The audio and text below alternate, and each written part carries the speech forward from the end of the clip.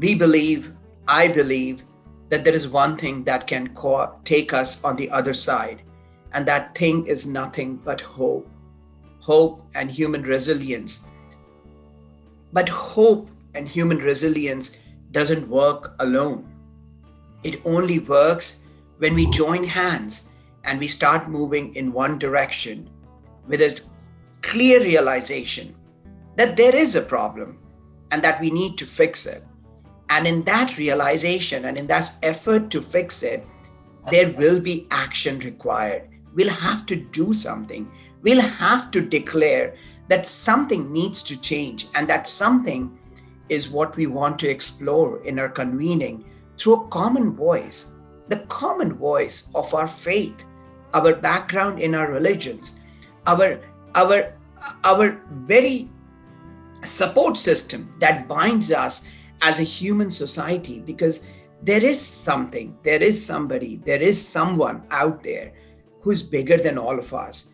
And we call upon that faith, that belief, that hope, that resilience to create a possibility of a future of mankind, a future of all of us that does not have walls, where you can reach out to the other side of the wall by just extending your arm, giving a hug, praying for the other person, liking him, loving them, believing in the human soul that exists on the other side. And to celebrate that humanity, to celebrate that humanness is what this parliament convening will be about. And we look forward to all of you participating, not only as yourself, but in your spirit of creating a difference, a change. The next phase of the human millennia has to be about compassion, about action, and about hope. And that's what our theme is just emphasize and maybe re-emphasize this kind of trajectory that we as a program committee are hoping for, which begins, as Nidhi said, with a sense of grief, not just the virus, all that to be sure, but also the spiritual viruses of racism and bigotry of all forms, and the viruses of extreme poverty, and the viruses of indifference, and the viruses of hatred that are still a pandemic, and we don't see any clear answer in science for those. We find the answer in our faith traditions. And so recognizing that, and also understanding, though, that we don't want just to reside in grief, but also move towards the recognition that all faith traditions are also traditions of hope. But that hope is not just empty, and it's not just in the by and by. That hope is also seen in action. The first hospitals were created by faith communities. As you all know, the first universities created by faith communities. So this deep tradition, which is a part of our history, we want to exemplify, not just historically, of course, but with practitioners, major practitioners across all traditions, obviously, who are allowing their tradition to lead them to tangible, transformative action in their communities. And I'm really excited about this aspect, because I think, in my own Baptist tradition, we used to talk about revival. So, we'd leave some big meeting all excited about our faith in renewed form. And so the idea for me is that we leave the program all very excited about how our own traditions can be a part of solving the world's sicknesses, and be part of the healing.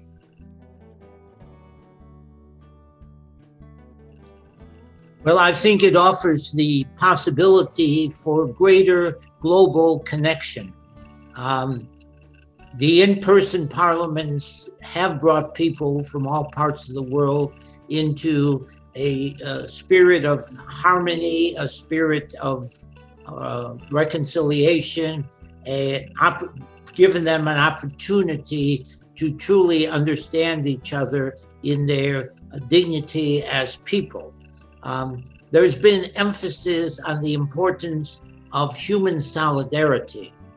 And that takes on various dimensions, which I think the digital opportunity provided for global solidarity by the virtual parliament will enhance, involves what Pope Francis's vision of the Catholic Church at the moment, but the Church as such, but which applies as well to other religious institutions and communities. Pope Francis has described the Church as a field hospital in the middle of great pain and suffering and injustice. It is not a building, it is not an isolated community standing apart from the sufferings of the larger community.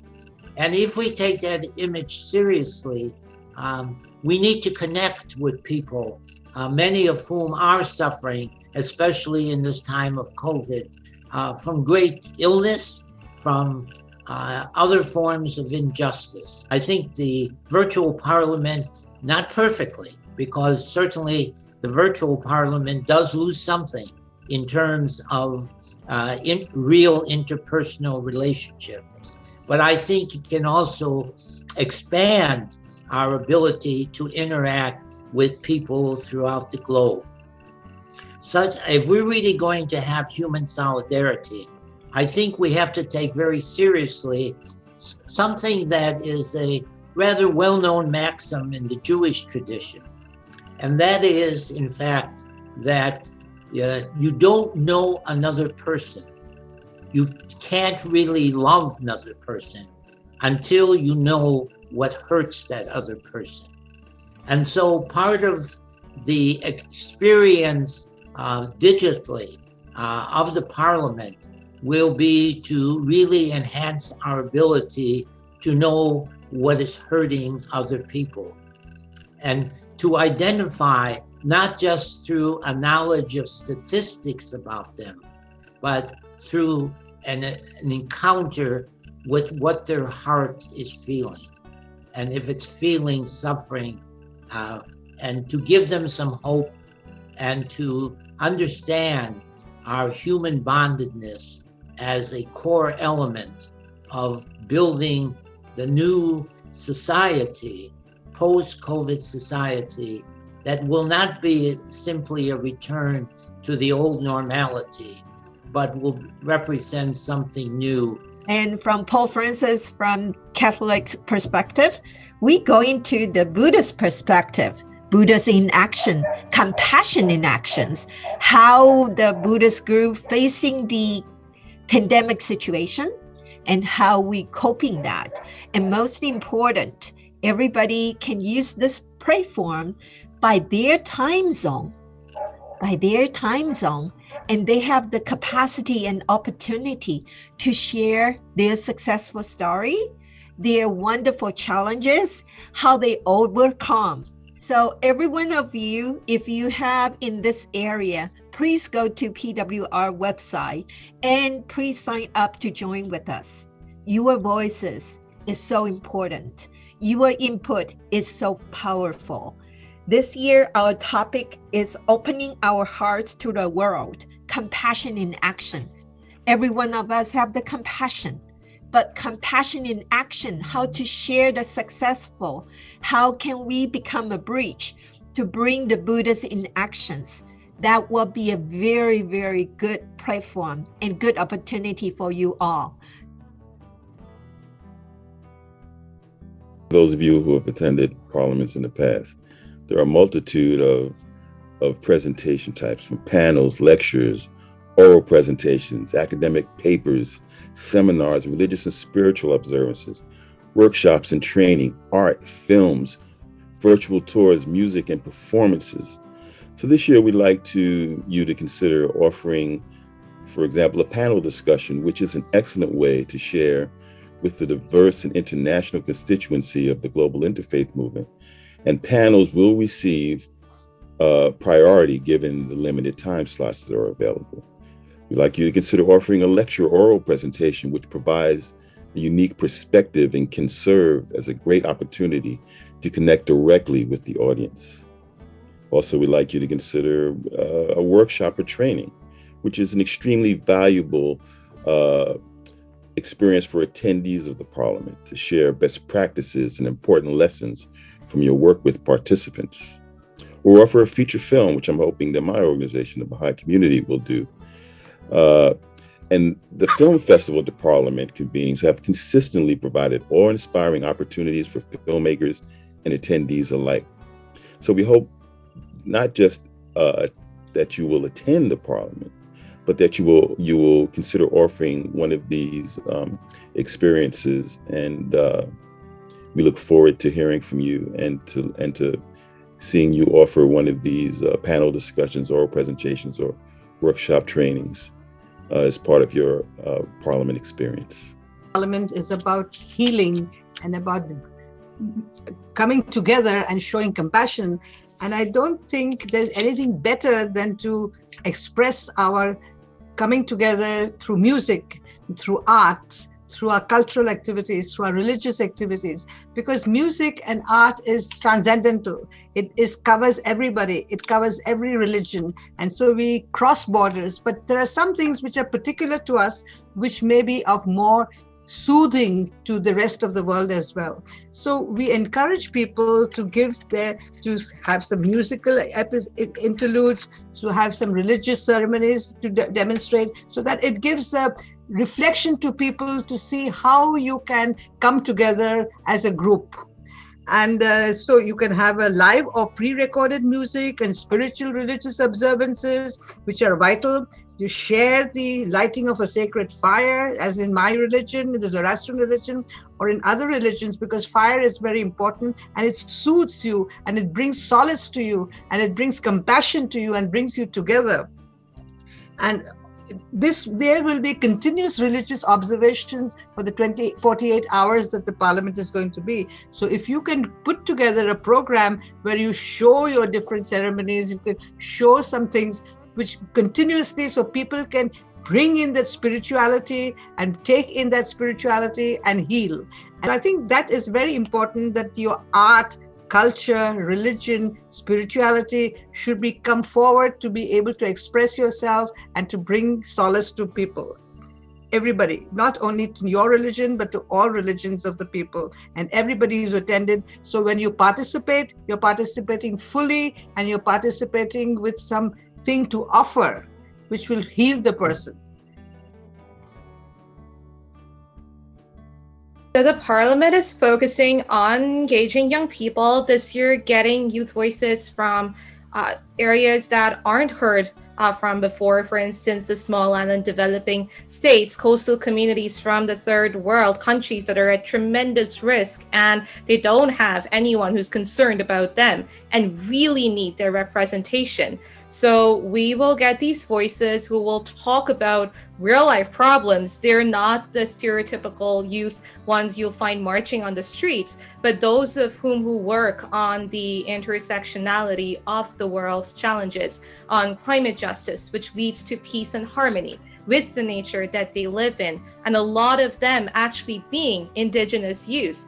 And in some of the areas affected most by these environmental disasters, it's amazing to see the religious harmony that exists there, where the youth take forward the teachings of coexistence and love that they have learned from their elders to be at peace with one another as well as with nature. So these are the stories that are not told. The Parliament engaging young people this year will take the opportunity to engage and give the platform to the youth who are forgotten, the youth who are left behind, and the youth who continue to create peaceful, harmonious, and just communities despite the hardships they face, echoing this year's Parliament's themes of healing and compassion in action. So in terms of the approval process, we will be accepting proposals until the end of this month, until May 31st. So please submit your proposals online at 2021.parliamentofreligions.org and click the programs button. And there will be, we will be accepting, like I said, till the end of the month, accepting programs. And after August 1st of this year, we will be notifying people who have submitted programs of the decisions made. There will be multiple types of programs. Some will allow for more interaction, like this Zoom call we're on right now, very similar to that. Others will be more like webinars where you will be watching the program and you can submit your questions and chat through the chat function or chat with others. There will also be opportunities to interact one-on-one with people. You can do video calls with individuals, request meetings with other attendees.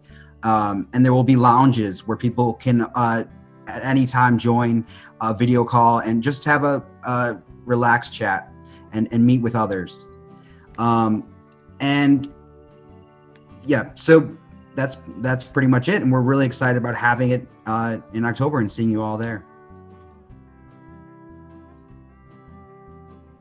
Absolutely. If people can work together, if organizations can work together, more the merrier, more the merrier. We need all of us to create an impact, and we will not stop any one of you from not doing that. Yes.